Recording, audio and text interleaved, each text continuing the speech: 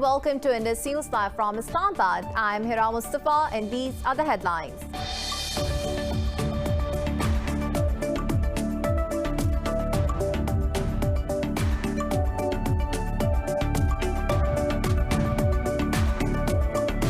In Myanmar, 3 more anti-coup protesters have been killed by security forces overnight. The Assistance Association for Political Prisoners says 1 person was killed in Yangon and 2 in the cities of Monwa and Bago. More than 220 people have been killed in the military crackdown since the February 1st coup.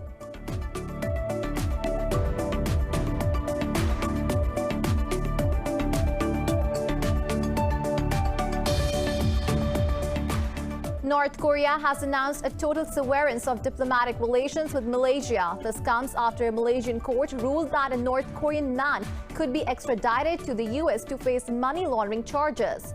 In a statement, the Foreign Ministry said Malaysia committed a hostile act in subservience to U.S. pressure.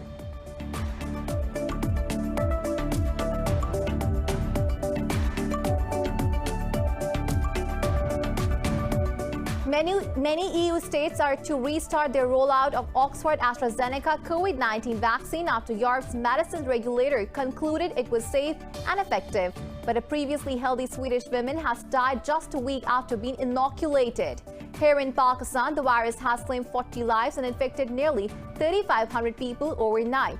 The nationwide death toll has crossed 13,700. Globally, there are 2.6 million fatalities and more than 121 million cases so far.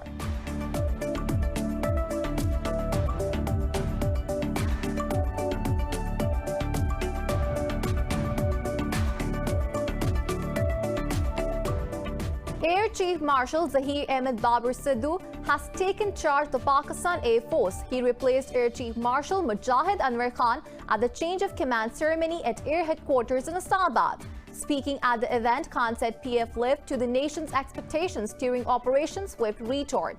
A formation of JF-17 Thunder paid tribute to the outgoing Air Chief.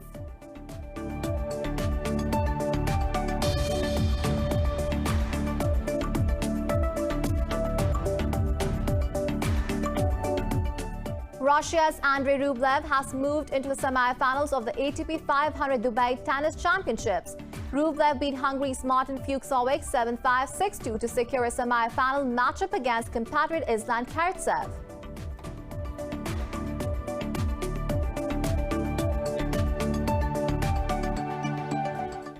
Well, these were the headlines. News in detail coming after the short break. Stay with us.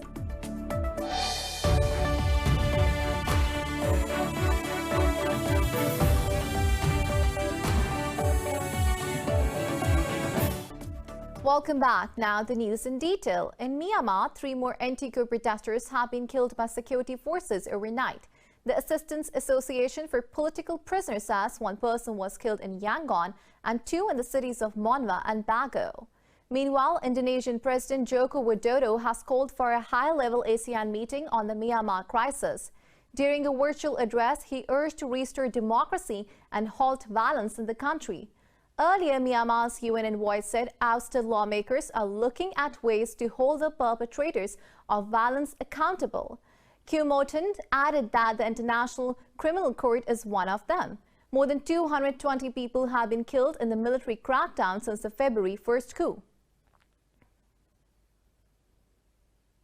North Korea has announced a total severance of diplomatic relations with Malaysia. This comes after a Malaysian court ruled that a North Korean man could be extradited to the U.S. to face money laundering charges.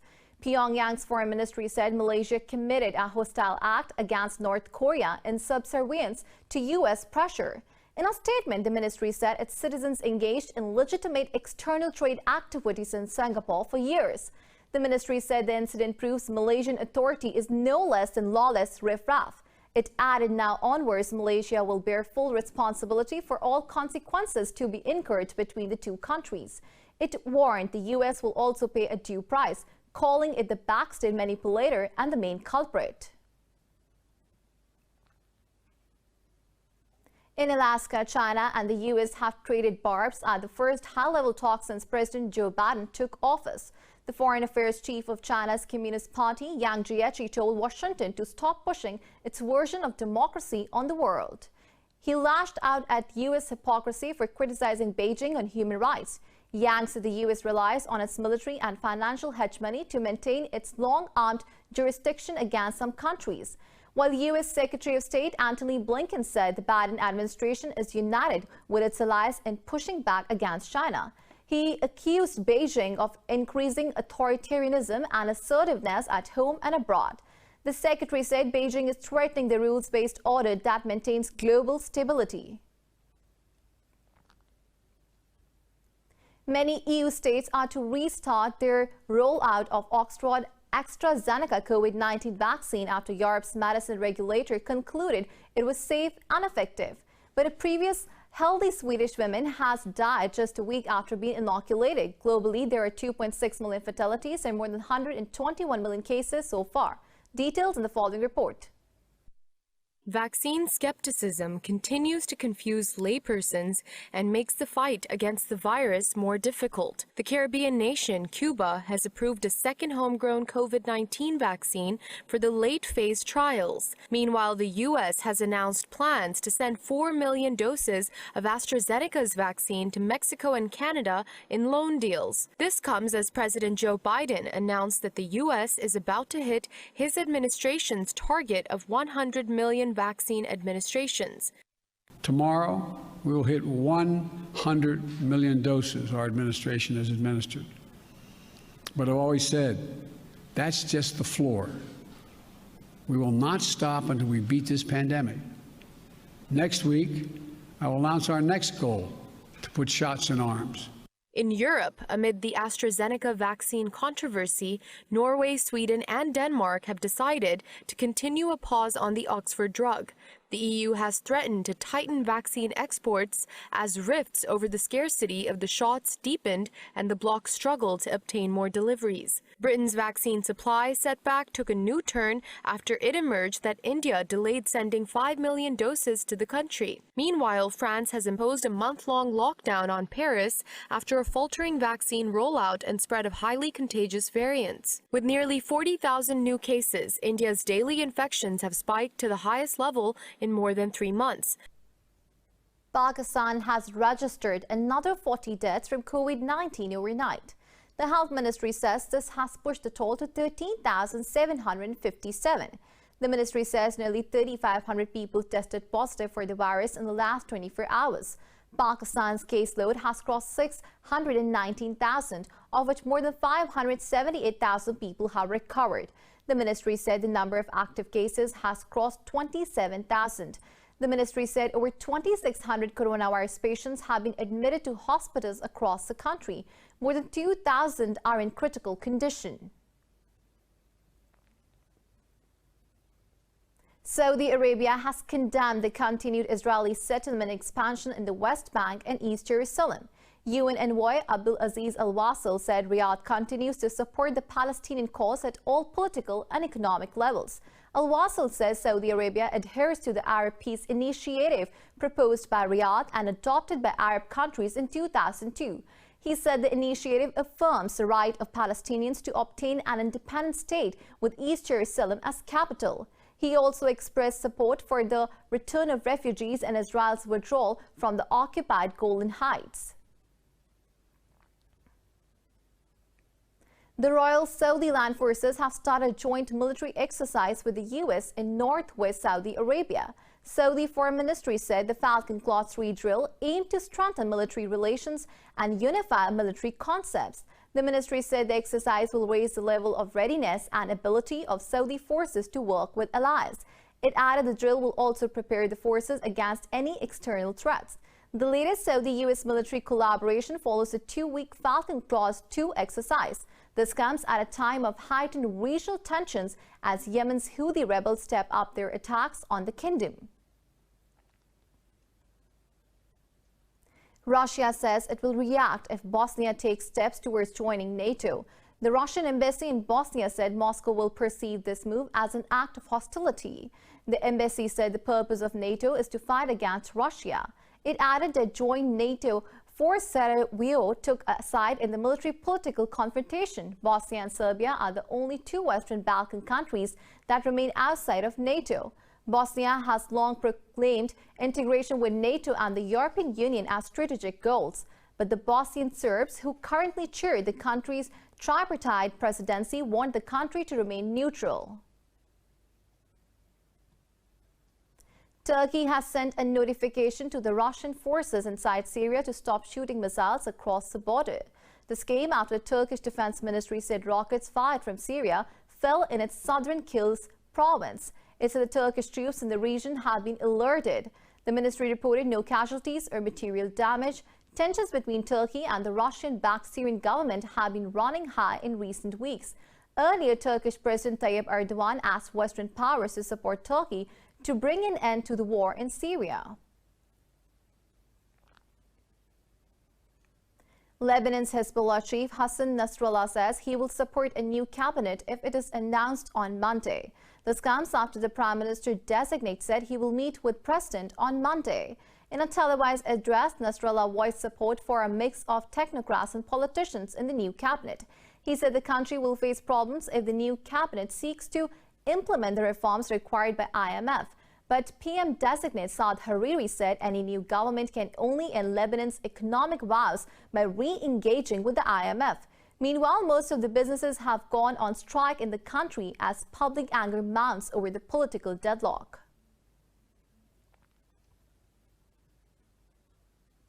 Air Chief Marshal Zahir Ahmed Babar has assumed command of the Pakistan Air Force. He replaced Air Chief Marshal Mujahid Anwar Khan at the change of command ceremony at headquarters in Islamabad.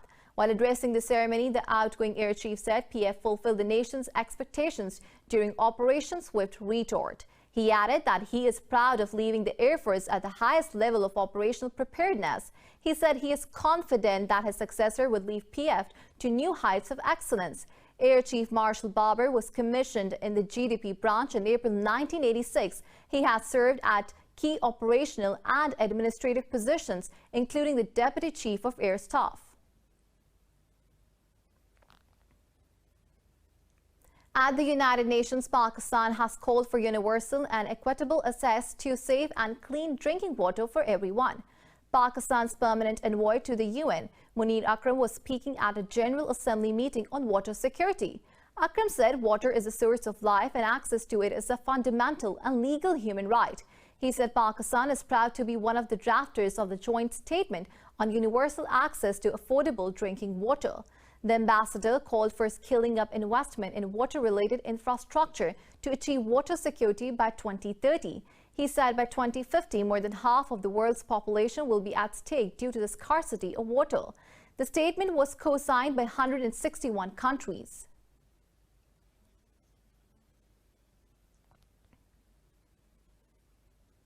UN Secretary General Antonio Guterres says Pakistan is a fundamental partner of the United Nations. Foreign Minister Shah Mahmood Qureshi spoke to the UN chief over the phone call.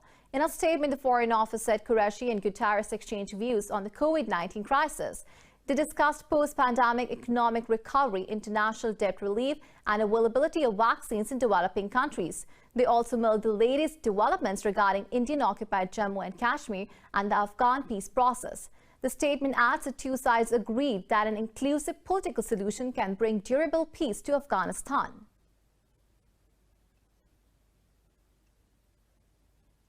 And now it's time to take a short break. Stay with us.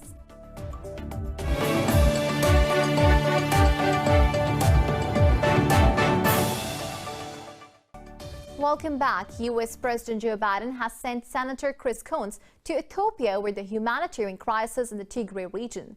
Security advisor Jake Sullivan says the senator will consult with the African Union besides meeting with Premier Abiy Ahmed. In a statement, he said Coons will convey Biden's concerns over human rights abuses in the Tigray region. Meanwhile, the U.S. is providing an additional nearly $52 million in assistance to respond to the humanitarian crisis in Tigray.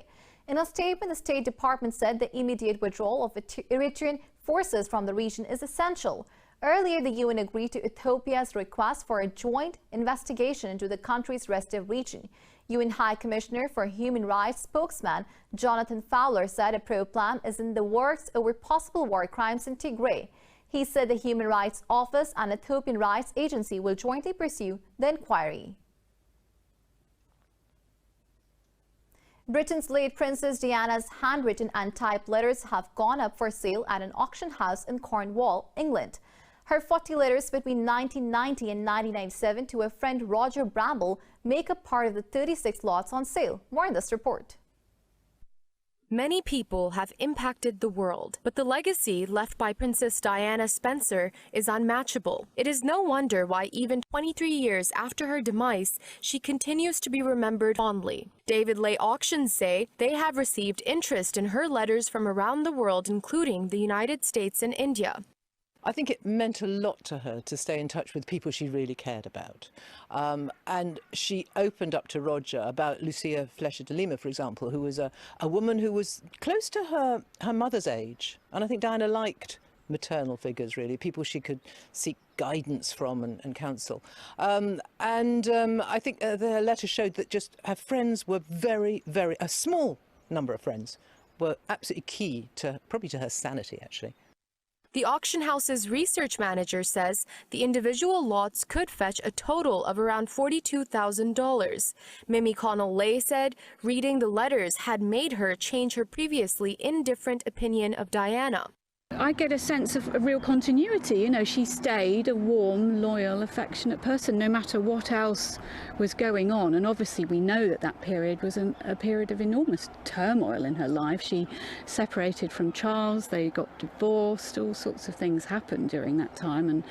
And yet her relationship with Roger, who they were written to, obviously was a constant. Proceeds from the sale will go to organizations with which the princess and Bramble had a particular affinity. This includes the English National Ballet and the Young Musicians Symphony Orchestra.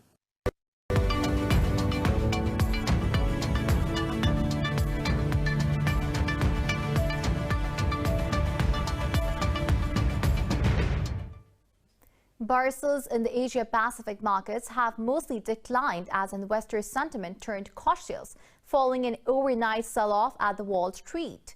Hong Kong's Hang Seng Index is leading losses, diving over 2%. Mainland Chinese shares have also tumbled close to 2%.